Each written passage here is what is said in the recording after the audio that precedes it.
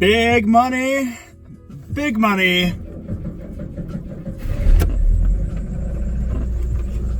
Winner! Yes! Ladies and gentlemen, we have achieved liftoff. The time is 11:39. We gotta get going. We are on a frosty December 21st afternoon. Morning? Still morning.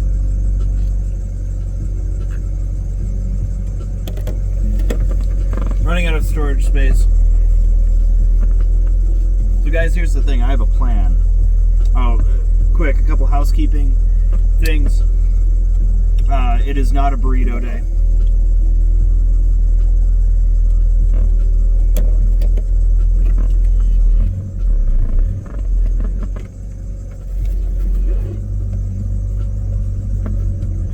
It is a Saturday, so it is not a school zone day.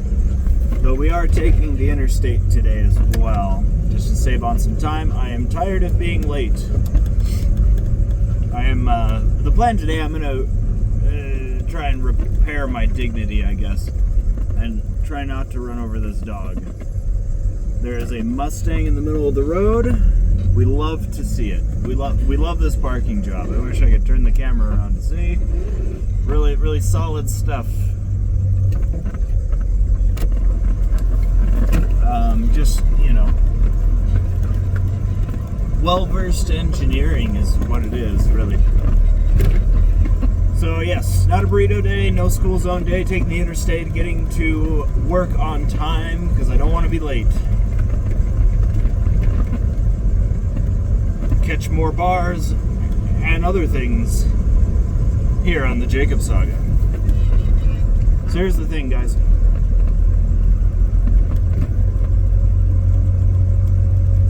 The next phase of my life, the next place that I want to get to, my two main goals here are reliable transportation first, which I kind of have that, I guess. I hope I'm not on a clock for that. Tofu seems to do okay. During the winter time, this will be my second winter with him. I'm going to guess that I'll have maybe a couple weeks without transportation. I'm not going to be going to Boise anymore, so that's good, because, well, I don't know if it would matter that much. I think the roads out there, we paved all the way down. I was going to say, the reason why, it's just a longer Uber trip. It costs a lot more money. But yeah, guys, we're looking at reliable transportation into housing. Where we're at right now, this current setup is is actually sustainable for a pretty long time, which makes it's nice, but it's also a little dangerous. So what we need to do here is we need to focus on our next upgrades. The timeline's still the same. We're looking at a little less than 2 more weeks at Ruth's Chris, so 4 more shifts.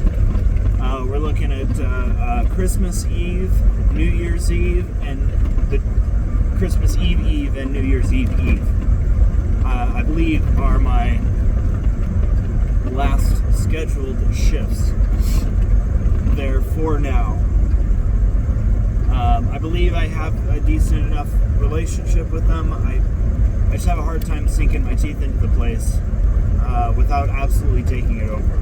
And I'm not in a good position to try to do that, or else I'm going to stress myself out too much. If I stress myself out too much, I'm not going to get enough sleep. If I don't get enough sleep, things are going to start breaking down.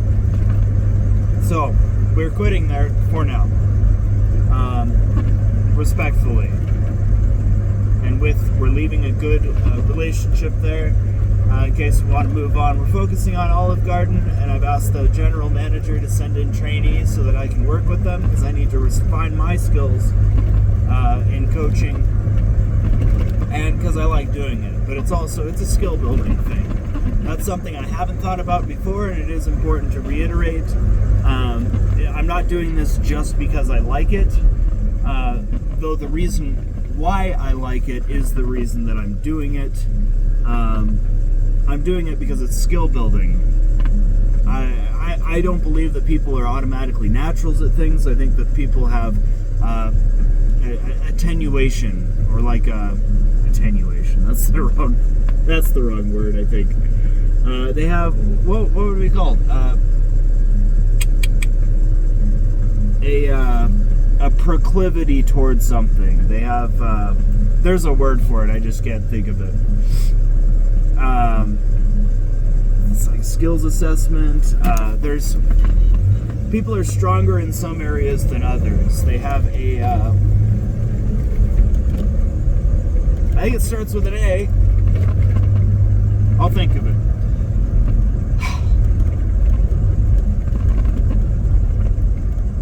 Yeah. So some people will have a little bit stronger or an easier a time learning things in a certain category of skill than others, and they, it's said that they're strong in those areas. That's what talent is. It's a pointing in a direction, not necessarily the strength itself. So I don't know if I could say I'm good at training yet, but I'm definitely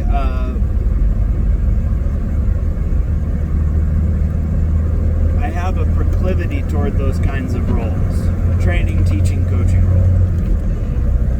So, there we have it. Telling Tofu to go. We're all clear? Oh, this is a beautiful entrance onto the old interstate. Tofu does not have acceleration. Tofu has a lot of things.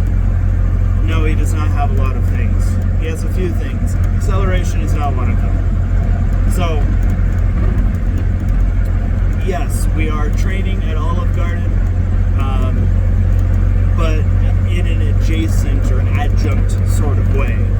I'm still a server. I'm just asking for my service partner, or the person next to me, the only other server in the bar area, which I ask for and am granted most often, this small little section that's cut off from the rest of his restaurant a little bit.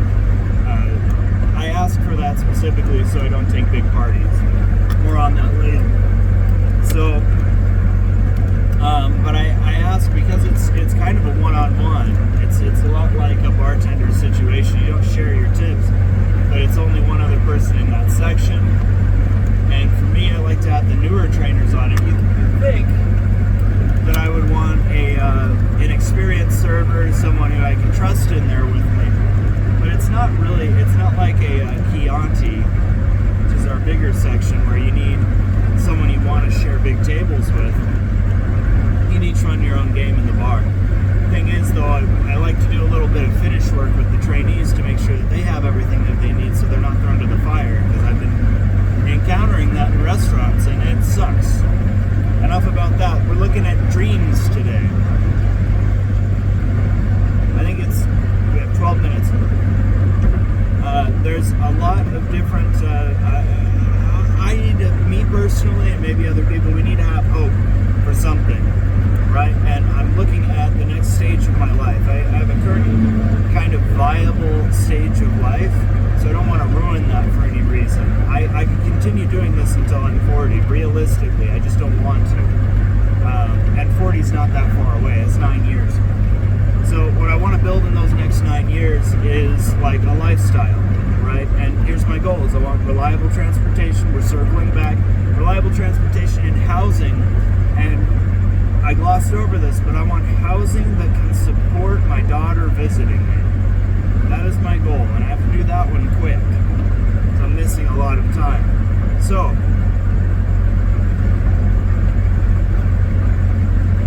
a couple of different ways to approach housing. We'll talk about that. And the obvious one, I think, is to move from, essentially it's a studio apartment with roommates.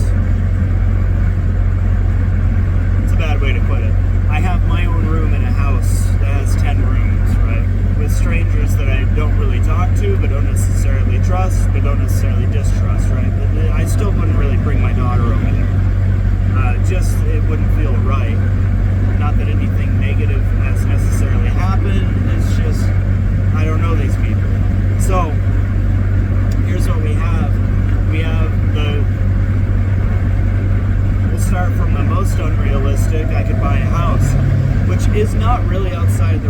possibility. I could save up money for the next 5 years and come up with a down payment and be able to start, mortgaging a house, right? Sure thing. A couple other options. We can get an apartment. Apartment's great because it kind of fulfills the role of housing. Get a little 2-bedroom. I could stick within my $1,500 a month budget for the living expenses, and then I'd be pretty much out of money every month, unless I got a better job. And that was kind of the Ruth's Chris idea, where I can pull in more money, comfortably live in a better living situation, and got that squared away. The problem is that $1,500 a month goes nowhere. It goes into a void. It goes into the pockets of someone else. And I don't necessarily like that idea. It's not a good long-term strategy. Or it could be. It could be like a neutral strategy, but it doesn't give me any value over time. The other option is the RV. And I'll tell you what, I'm not the only person who has this crazy idea, but I might be the thing that might make me more specific in that genre of people, or in that cross-section of people who want to live in an RV, is I cannot let it feel like I'm giving up on very much for it. So it's a very difficult little situation. So I'm going to be very, very picky about this. I want it to feel like a house. I want it to feel like something that I can be comfortable in for the next 5 years. And ideally something that I could pay off in 5 years. And then from there I would have the option to either sell it for a down payment on a house, or if it's really comfy, just keep it, or if there's a better model that I could get into, I could trade it in, right? It's basically a tiny house is what I'm looking for. And the reason I want an asset, I want a house. I don't want to borrow stuff anymore. It just feels like throwing money away. And there's a lot of huge advantages that come with living in an RV. And the disadvantages I think I can deal with. The amount of space really isn't too much of a concern for me, although I would want a big RV.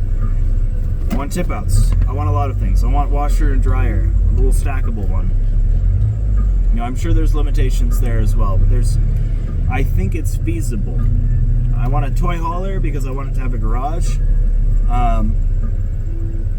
Because I need a garage. And there is kind of a weird thing that I could do. I could approach the garage or the shop situation in a different way and just have a second trailer. That doesn't feel great, right? I thought about this. I could have a cab over camper with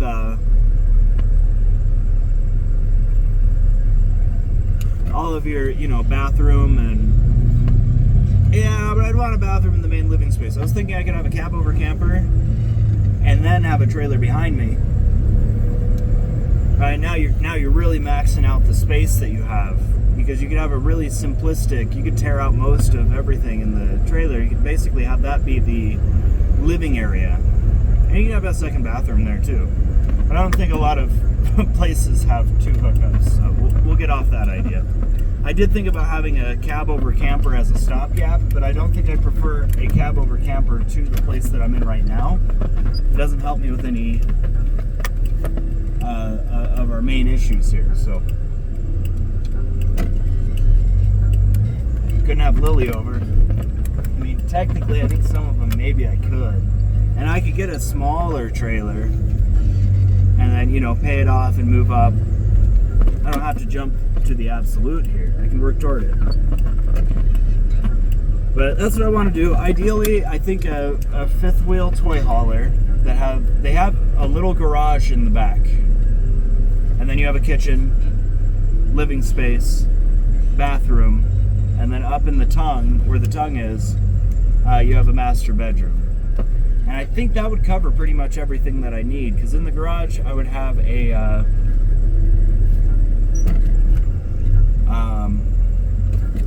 All right, take it easy, man. Holy moly. You're driving like banshees around here. In the garage, I would have my desk set up. I'd have plenty of room for that, and also like a little workstation. I could put, if I get a bike, or I don't know what I would get in the next 5 years. Probably not much, but it gives me options, right? And options are good.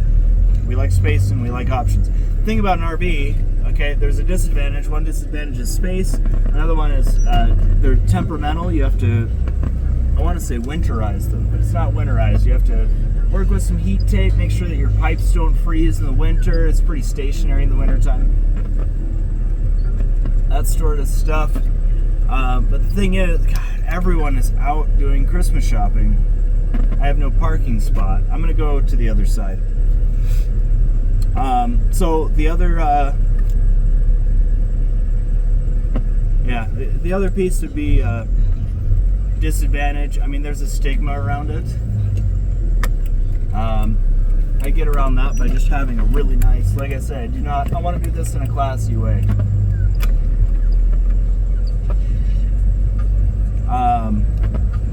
There's payments. I would be paying on it, but that's not really a disadvantage because I get to own it when I'm done with it.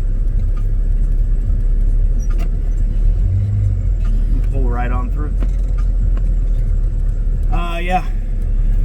So a couple of disadvantages there. Mainly the winterizing the thing. Not winterizing, RV winterizing, but prepping for winter. And then, you have some lower scale amenities. The toilet, no matter which one I look at, the freaking toilet always looks like a RV toilet because it doesn't have the water tank up top. I could probably craft something that just makes it look like a normal toilet, even if it was empty. You use that for storage or something. Like, please do that. Stop making it look like an RV toilet. But little things like that, you give up on a little bit of that sort of hominess. The advantage is you own it.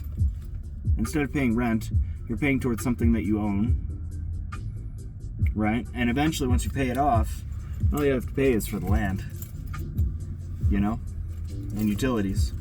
That's just a big value add to me. It gives me hope. It gives me something to work toward. Even if it is a small thing. Another advantage is, you have no landlord laws, no landlord rules, so you can do whatever you want. You can be a little bit louder, not necessarily super loud because you're still on a lot with other people. And you'd have pets. I'm go crazy with pets. I might have a cat. I might get a cat. I'm away from home too much to have a dog. I can't do that. But a cat. I can do a cat. So, those are the advantages. Another huge one, I gotta go. Another gigantic one is that anytime I want to take a road trip or I want to go up to the mountains and go camping, I take my house. And I could get a smaller camper. I could build myself a guest bedroom with a little cab over. I'm not sure how that would work, but or just take the car, right? You don't have to take your whole house, but if I wanted to, I could take my house. Another advantage, if I ever want to move, instead of finding a new apartment and moving everything's already packed up. I take my house. I want to move to New York City. I find a lot. I move my house. Here's the thing. It's got to be very nice because I don't want to live like I'm homeless. Like this is my last resort. This is a choice. I want to choose this over having an apartment. And so I don't want to give up on many living amenities. But I think this lifestyle, it just makes a lot more sense. I think I would be so much happier. It's got to be nice. The ones, I really do like the ones with the living room up on the tongue. So you have this whole, entertainment area. It looks like a living room. It's a small little living room with lots of couch space, room for a big old TV, you know, and then the kitchen's right below. Really nice design. It's too bad I can't have all of it, you know, but it is what it is. Almost rather sleep in a loft above the garage and have that living area in the front. You can't have it all. And I can't have anything right now. I gotta make money first, but if I have a goal, set my sights on, I have something to work toward. If I have something to work toward, I'll save my money a little bit. It's good talking to you guys. Have a great rest of your day.